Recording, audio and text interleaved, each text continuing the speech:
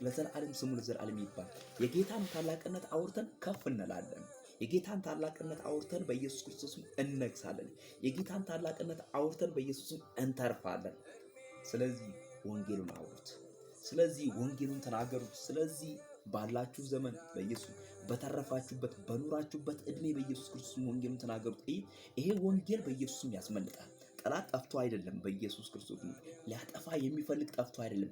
ሊገድልህ የሚፈልግ ጠፍቶ አይደለም። ያንተ መኖር የማያስደስተው በኢየሱስ ክርስቶስ የአመፃ ልጅ ሰይጣን የሚጠቀምበት የሰይጣን መሳሪያ የሆነ ብዙ ባለበት በዚህ ምድር ላይ በኢየሱስ ክርስቶስ አንተ በእግዚአብሔር ስትጣበቅ፣ አንተ በድካምና በብርታት ሁሌ አምላክህን እግዚአብሔርን ስትጠራ፣ እግዚአብሔር አምላክህ የአንተን ድካም ወደ ብርታት ይቀይርና የጠላትን በኢየሱስ ክርስቶስ ክፋት በኢየሱስ ክርስቶስ ወደ በኢየሱስ ክርስቶስ ወደ ማርበትበት ይቀይረዋል። በኢየሱስ ክርስቶስ ጠላት ድንጋጤ ይሆንበታል፣ አንተ ግን ድፍረት ይሆንልሃል። በኢየሱስ ክርስቶስ ጠላት መውደቅ ይሆንለታል፣ አንተ ግን ማለፍ መሻገር ይሆንልሃል። በኢየሱስ ክርስቶስ ምክንያቱም ያስከው የተማመንከው በኢየሱስ ክርስቶስ የሰማይና የምድርን ጌታ ልዑል እግዚአብሔር ነው።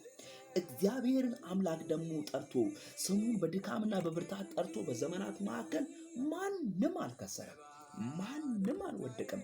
ይሄው ከዘፍጥረት እስከ ራእይ ይሄ መጽሐፍ ቅዱስ የእግዚአብሔር ቃል ይናገራል። በዘመናት መካከል እግዚአብሔርን ጠርቶ ያፈረ የለም።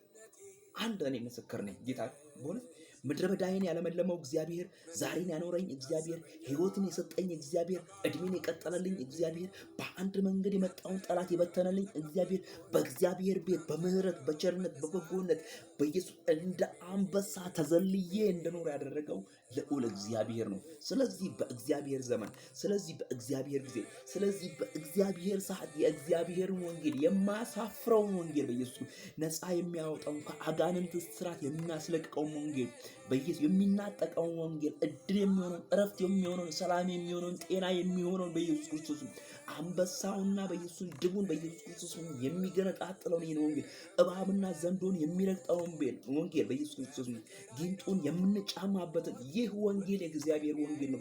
ሊያውም በዚህ ዘመን በኢየሱስ ክርስቶስ ወንጌል በኢየሱስ ክርስቶስ ይያዛል።